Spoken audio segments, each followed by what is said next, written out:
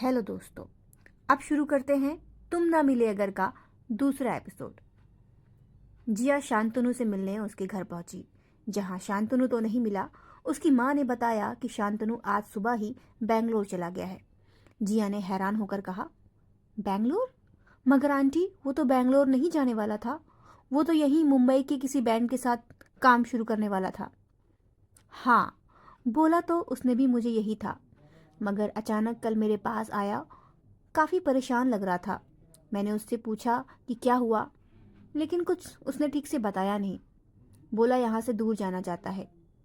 तुम्हारी उससे कोई बात हुई क्या? उसने तुमको कुछ बताया कि वो क्यों जा रहा है? शांतनु की माँ ने काव्या से पूछा। नहीं आंटी, ऐसा तो कुछ नहीं है। खैर, आप उसे छोड़िए, उसे तो मैं बाद में देखती हूँ। समझता क्या है खुद को? ऐसे बिना बताए कैसे चला गया? काव्या ने बात बदलते हुए कहा। अच्छा आंटी, मैं तो आपसे मिलने आई थी। मैं कल जा रही हूँ। पापा मम्मी एयरपोर्ट पे ही मुझे मिलेंगे। काव्या ने शांतनु की माँ को गले लगाते हुए कहा। हाँ, तुम्हारी मम्मी का फ़ोन आया था। उन्होंने बताया कि वो कल आ रहे हैं। बेटा, शांतनु भी चला गया, अब तू भी जा रही है। हम तो एकदम अकेले हो जाएंगे। शांतनु की माँ ने परेशान होते हुए कहा। अरे अरे, अकेले कैसे हो जाओगी? आप रोज़ वीडियो कॉल करके आपका सिर खाऊंगी। वहाँ खाना खुद बनाना पड़ेगा मुझे। आपसे ही तो पूछ कर बनाऊंगी। वैसे आप कल एयरपोर्ट तो आ रही है ना? काव्या ने चहकते हुए कहा। बिल्कुल आऊंगी, क्यों नहीं आऊंगी? शांतनु की माँ ने जवाब दिया। Thank you aunty. अच्छा आंटी, आप अंकल को भी बोल देना। मैं आप दोनों का वेट करूंगी। और अब ज़रा मैं इस शांतनु के बच्चे की खबर लेती हूँ। ये कहकर जिया ने शांतनु का नंबर डायल किया, लेकिन शांतनु ने फ़ोन नहीं उठाया। जिया ने कई बार कॉल किया, मगर फिर शांतनु ने जिया का कॉल काट दिया। जिया ने फिर दोबारा कॉल नहीं लगाया। मुझसे एक बार बात कर लो शांतनु, मुझसे गलती हो गई, इतनी बड़ी तो सजा मत दो। फोन काटने के बाद जिया ने मन में सोचा। जिया शांतनु के फोन काटने के बाद बुरी तरह टूट गई थी।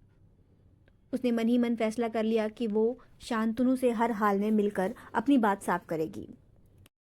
उसे समझ नहीं आ रहा था कि कैसे एक छोटी सी बात ने उसके रिश्ते को इस मोड़ पर ला दिया। अगले दिन जिया ने लंदन की फ्लाइट पकड़ी। एयरपोर्ट पर माँ पापा से मिलकर विदा होते समय उसने खुद को संभाले रखा, लेकिन अंदर से वो शांतनु की बातों से परेशान थी। फ्लाइट के दौरान वो खिड़की से बाहर देखते हुए शांतनु के शब्दों को याद कर रही थी। मुझे छोड़कर मत जाओ जिया। इन शब्दों में छुपा दर्द उसे अब समझ आने लगा था। लंदन पहुंचने के बाद जिया ने खुद को काम में डुबो दिया, मगर शांतनु की यादें हर वक्त उसके साथ थी। उसने कई बार शांतनु को फ़ोन करने की कोशिश की, लेकिन हर बार वो नंबर डायल करने से पहले ही रुक जाती। एक दिन जिया को सोशल मीडिया पर एक पोस्ट दिखी। पोस्ट में शांतनु के नए बैंड की तस्वीरें थीं। बैंड का नाम था आवाज़, और वे बेंगलोर में एक बड़ा कॉन्सर्ट कर रहे थे। तस्वीरों में शांतनु के चेहरे पर मुस्कान थी, लेकिन जिया को उसकी आंखों में वो पुरानी उदासी दिख रही थी। जिया ने तुरंत कॉन्सर्ट का टिकट बुक कर लिया और उसने फैसला किया कि वो बेंगलोर जाकर शांतनु से मिलेगी। बेंगलोर में कॉन्सर्ट का दिन आया। जिया ने भीड़ में छिपकर शांतनु को परफॉर्म करते देखा। वहां उसकी आवाज़ में एक अजीब सा दर्द महसूस कर रही थी। कॉन्सर्ट खत्म होने के बाद जिया ने बैक स्टेज जाने की कोशिश की, लेकिन गार्ड ने उसे रोक दिया। जिया ने शांतनु के बैंड के मैनेजर से बात की और अपनी पहचान बताई। कुछ ही देर में शांतनु ने उसे देखा। दोनों की नजरें मिली और कुछ पल के लिए समय जैसे मानो ठहर गया। शांतनु के चेहरे पर हैरानी थी, लेकिन उसने खुद को संभालते हुए कहा, यहाँ क्या कर रही हो जिया? तुमसे मिलने आई हूँ। जिया ने बिना किसी हिचक के जवाब दिया। शांतनु ने गहरी सांस ली और कहा, तुम्हें अब भी लगता है कि तुम्हारे लिए मैं कोई मायने रखता हूँ? जिया की आंखों में आंसू आ गए। उसने कहा, शांतनु, मैं जानती हूँ मैंने बहुत गलत कहा था। मैं नहीं समझ पाई थी कि तुम्हारी भावनाएं क्या हैं। लेकिन सच ये है कि जब तुम मुझसे दूर चले गए कि तुम मेरे लिए कितने खास हो। मुझे अपने सच्चे अच्छे सबसे प्यारे दोस्त की ज़रूरत थी। जब मुझे अपने सच्चे प्यारे दोस्त की ज़रूरत थी, तुम नहीं थे शांतनु। मुझे तुम्हारी ज़रूरत है शांतनु। मैं तुम्हें नहीं खो सकती। मैंने तुम्हें खोने के डर से खुद को बहुत तकलीफ दी है।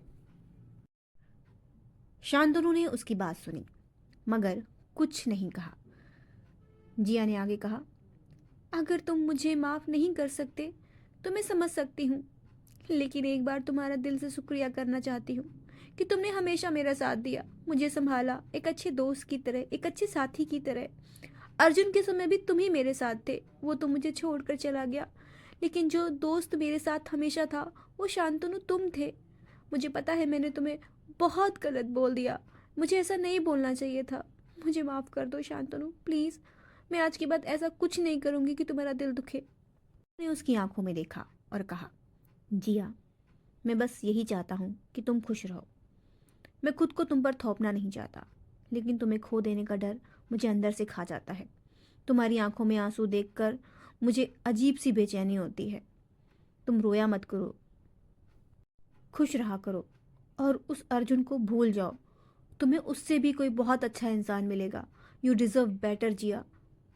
प्लीज़ जिया, अपने आप को दोष देना बंद करो, अपने आप को कोसना बंद करो। वो तुम्हारे लायक ही नहीं था। 1 साल हो चुका है उसको गए हुए, तुम अभी भी उसके बारे में सोचती रहती हो। जिया ने कहा, मैं क्या करूं, मैं क्या करूं शांतनु। मैं चाह कर भी अर्जुन को भूल नहीं पाती। जब भी आंखें बंद करती हूँ उसी का चेहरा मेरी आंखों के सामने आ जाता है। मानो लगता है वो मेरे सामने ही है और मुझसे कुछ कहने की कोशिश कर रहा है। मुझे लगता है कि वो मुझे बुला रहा है। शांतनु ने कहा, वो तुम्हें क्यों बुलाएगा, वो तुम्हें क्यों बुलाएगा जिया, वो तुम्हें छोड़कर चला गया है। ये सब तुम्हारा वहम है और तुम्हारा उसके लिए प्यार जो तुम उसे भूल नहीं पा रही। तुम किसी और को अपनी ज़िंदगी में आने दो, किसी और को मौका दो, तभी तुम खुश रह पाओगी। ऐसे घुट घुट के मत जियो जिया। मैं तुम्हें, तुम्हारी माँ, तुम्हारे पापा, कोई तुम्हें ऐसे नहीं देखना चाहता। तो मैं क्या करूँ शांतनु, मैं कैसे उसे भूल जाऊं, तुम ही बताओ। क्या जिया अर्जुन को भूलकर एक नई जिंदगी शुरू कर पाएगी?